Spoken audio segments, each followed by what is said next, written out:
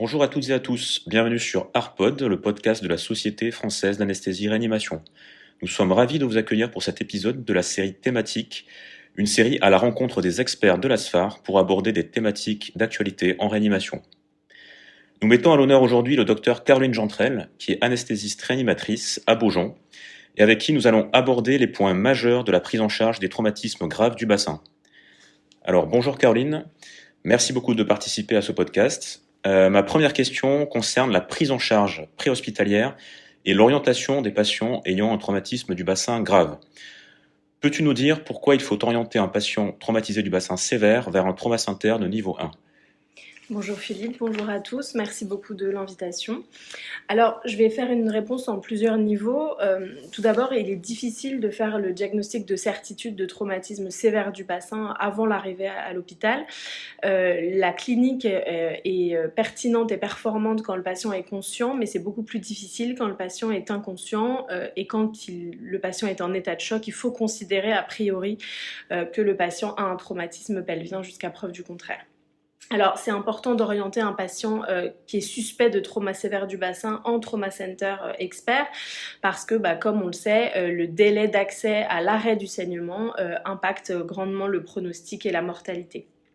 D'autre part, le traumatisme du bassin sous-entend qu'il y a un traumatisme à très haute cinétique et les lésions associées sont fréquentes, les lésions multiples sont fréquentes. Donc quand on a un traumatisme du bassin, on a à peu près 46% de risque d'avoir un traumatisme thoracique et 30% d'avoir un traumatisme abdominal sévère avec des lésions d'origine hémorragique multiples. Ce qui fait que le management de ces patients est complexe et que ça doit être fait par des experts. Et puis enfin, il y a des lésions associées plus spécifiques, comme des lésions urinaires ou des séquelles fonctionnelles qui font que le patient a besoin dans une filière de traumatisés avec la rééducation et que le circuit du patient soit fluide. Merci Caroline, je crois que cet enjeu d'orientation maintenant est clair. Peux-tu maintenant nous évoquer les grands principes de la prise en charge de ces patients une fois qu'ils ont été bien orientés ? Alors, le principal problème, en tout cas à la phase aiguë, c'est le problème hémorragique. Le saignement pelvien, il peut entraîner un choc dans à peu près 30% des cas, entre 20 et 30% des cas. Donc ça va être la réanimation du choc hémorragique et l'obsession de l'arrêt du saignement. Donc je reprendrai pas la réanimation du choc hémorragique, mais c'est comme on sait faire. Et par contre, on a des mesures spécifiques à proposer, et ça dès le préhospitalier avec la ceinture pelvienne qui permet la contention osseuse et la réduction en fait du volume rétropéritonéal qui sinon est responsable de la spoliation sanguine. Donc ça peut être un saignement veineux dans la grande majeure partie des cas, artériel un peu moins fréquent, et puis le saignement osseux qui participe également. En mettant la ceinture pelvienne au bon endroit, ce qui est finalement moins de la moitié des cas en pratique, c'est-à-dire au niveau des grands trochantères, c'est là qu'on réduit au maximum le diastasis de la symphyse pubienne et donc le volume du rétropéritoine. Donc la ceinture, il faut la mettre en place dès qu'on suspecte un traumatisme pelvien sévère, donc quand le patient est en choc, quand le patient est suspect d'un traumatisme à très haute cinétique et quand il a une douleur pelvienne s'il est conscient. Justement, Caroline, tu parles donc de la ceinture pelvienne et de son intérêt majeur, mais souvent, on voit arriver des patients qui ont un matelas à air comprimé, ou qu'on peut appeler MID. Est-ce que ça remplace la ceinture pelvienne ? Non, ça remplace pas la ceinture pelvienne. Alors c'est souvent un frein finalement à la mise en place de la ceinture par les soignants qui arrivent en deuxième ligne quand les patients sont déjà immobilisés. Mais il faut, quand on le suspecte fortement et a fortiori quand le patient est choqué, prendre le temps de mettre une vraie ceinture. On évoque le remplacement par des draps quand le préhospitalier n'est pas doté de ceinture pelvienne. C'est une contention inférieure, mais c'est mieux que rien. Ok, merci. Ensuite, un élément important, c'est qu'on se demande souvent finalement quand la desserrer, cette ceinture. Alors, il ne faut pas la laisser plus de 24 heures, ça c'est une certitude parce que ça entraîne des lésions cutanées.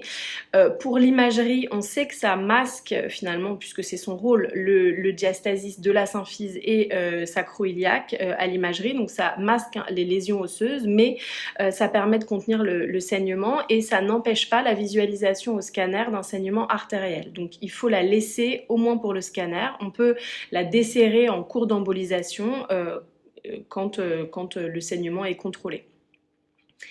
Et l'autre deuxième pilier très important de la prise en charge de l'arrêt du saignement pelvien, c'est l'angioembolisation qui maintenant est une technique démocratisée qui a un succès clinique très important et radiologique d'arrêt du saignement dans plus de 90% des cas. Donc on le propose quand il y a un blush en général, donc après l'angioscanner. Les radiologues interventionnels préfèrent localiser le saignement avec un angioscanner. Il n'y a pas de contre-indication absolue à aller directement à l'angioembolisation quand le malade est un peu instable mais qu'on a réussi à le stabiliser. Mais en pratique courante, c'est très très rare d'aller à l'angioembolisation directe.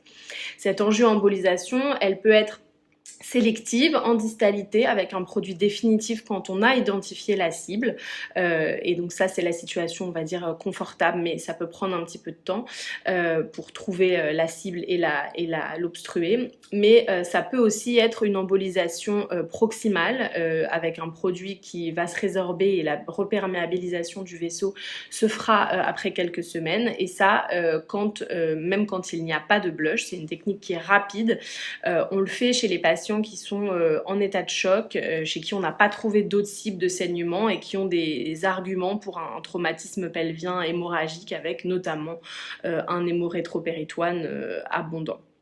Et ce qui est important, c'est le délai en fait d'accès à l'artérioembolisation qu'il faut atteindre dans l'heure de la prise de décision du geste. Ouais, et alors justement, que faire lorsque l'artérioembolisation n'est pas accessible dans ce délai recommandé? Alors, soit l'artério n'est pas accessible dans ce délai parce que la structure qui accueille le patient n'en est pas dotée, et soit parce que le patient est trop instable. Alors, il y a plusieurs solutions. La principale et celle à laquelle il faut se former, c'est le packing prépelvien. C'est une technique chirurgicale qui consiste à inciser au-dessus de la symphyse pubienne. C'est une incision séparée de celle de la laparotomie, dans lequel on va aller mettre des champs dans l'espace rétropubien. C'est un packing qui, comme les autres, peut être laissé 24-48 heures et en fait qui va permettre l'arrêt du saignement même quand il est veineux. Ce geste-là, il n'empêche pas qu'après, on ait recours à une embolisation. Il y a même une proportion importante des patients qui vont avoir besoin d'une embolisation, mais il peut être fait rapidement, largement dans l'heure, et c'est une solution pratique d'hémostase quand le patient est déjà au bloc opératoire parce qu'il était trop instable et on suspectait un saignement abdominal. Le packing, quand on l'utilise, il faut probablement l'associer avec un fixateur externe quand on ne peut pas garder la ceinture. Le fixateur externe, il a vraiment très peu de place. En tout cas, en pratique, il est très peu réalisé en France. Avec la ceinture, il a été complètement supplanté. Mais donc, il faut former ces équipes au packing. Et puis après, il y a une solution, mais qu'il faut vraiment entrevoir comme une solution de bridge pour les patients in extremis qu'on a du mal à stabiliser, qui ne sont pas répondeurs à la réanimation initiale. C'est la mise en place d'un REBOA en zone 3, qui reste une niche de prise en charge, mais qui peut permettre d'arrêter le saignement pour que le geste d'hémostase soit fait. Ça ne doit se concevoir que dans une stratégie globale d'arrêt du saignement et aucunement comme une fin en soi. Alors concernant la chirurgie toujours, peux-tu nous dire quels patients doivent bénéficier d'une fixation de leur bassin cette fois-ci et quel est le timing recommandé pour cette chirurgie? Alors l'indication de fixation, elle est le fruit d'une discussion entre orthopédistes, pour être tout à fait honnête. Ça dépasse un petit peu nos compétences. Il y a des grandes idées.